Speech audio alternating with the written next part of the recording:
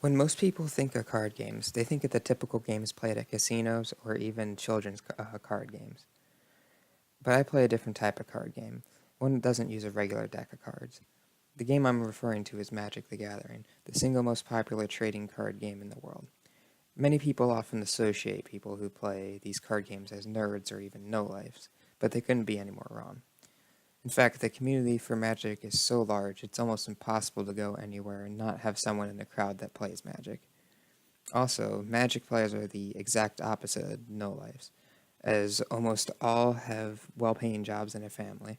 Plus, to play Magic, you need to be able to socialize with others. Throughout this presentation, I will teach the fundamentals on how to play this popular and interactive card game, while also sharing details on some of the great interactions you can have while playing. Magic is often attributed with being a difficult card game to learn completely. And that is entirely true. I've been playing this card game since I was a junior in high school, and I still haven't learned how every interaction works. Although learning the complete game can take years to do, the basics you need to start playing are quite simple. For starters, when a game begins, each player starts with 20 life, and they draw 7 cards at the start. The objective is to get your opponent's life total to 0. To do this, you must play different types of spells. A spell is anything that isn't a land card, which is something you use to pay costs on the cards.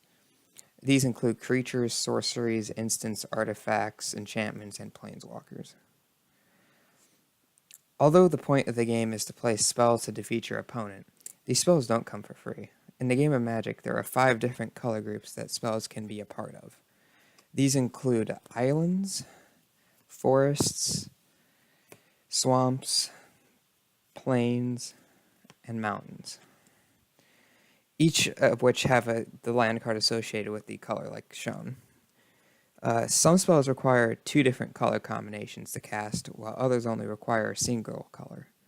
To pay these costs, you must turn each card sideways, like this, and or as also known as tapped. That way the spell is paid for and you are legally allowed to cast it. Each turn revolves around the 5 different phases. These are the upkeep, main, combat, second main, and end phase. The upkeep phase is where you untap all of your tapped creatures and lands, so they are refreshed for your current turn. Then you may draw a card. The main phase is the first time during your turn you can cast spells, or a single land card if you choose. The combat phase is where you declare your attackers and your opponent can declare their blockers. Unlike most trading card games, you are not allowed to attack a specific creature, but instead when you attack, you have to target the person directly or a planeswalker they control. After combat, you move on to the second main phase, which allows the exact same things to happen that were allowed in the first main phase, except if you played a land already, then you can't play another land. Creatures not only have base stats, their power and toughness, but they can also have specific keywords that let them do special things, which this part is usually what causes the most confusion between new players. The first one is haste, like this. Haste allows a creature to come in when it attack when it first comes in during that first combat step. Otherwise, it would have summoning sickness if it didn't have haste. So this can be really good for fast decks that people try to make. The second one is flying.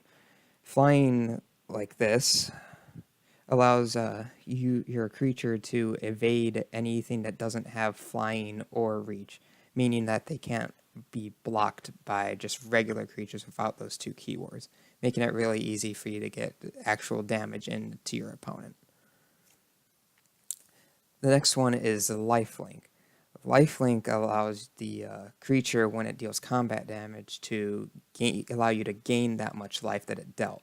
So with this creature that has lifelink, it has a base power of 3.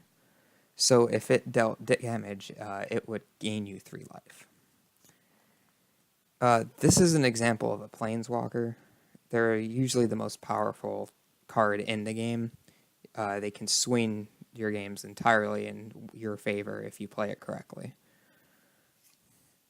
And the final one, and often the most difficult to learn, is Trample. Now, Trample, it works very strangely. Say you have this creature, which is a 2/2, and someone blocks with their 1/1 creature.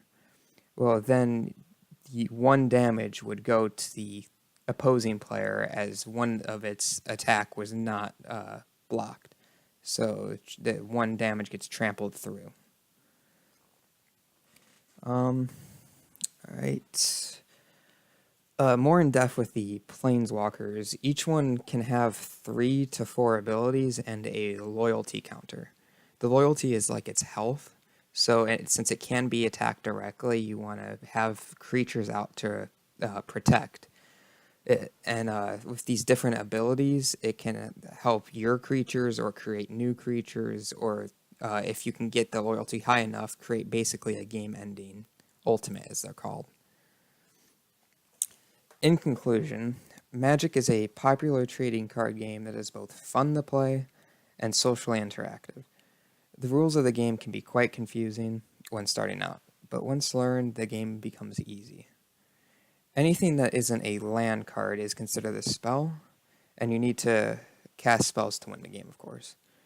Each creature can have different keywords, and that allow them to gain an edge over your opponent, meaning that they can even have more than one, like you could have a lifelink and flyer, and stuff like that. And finally, the community is incredibly nice and understanding, to the point where you shouldn't be afraid to ask your opponent if you have a basic question about how something works.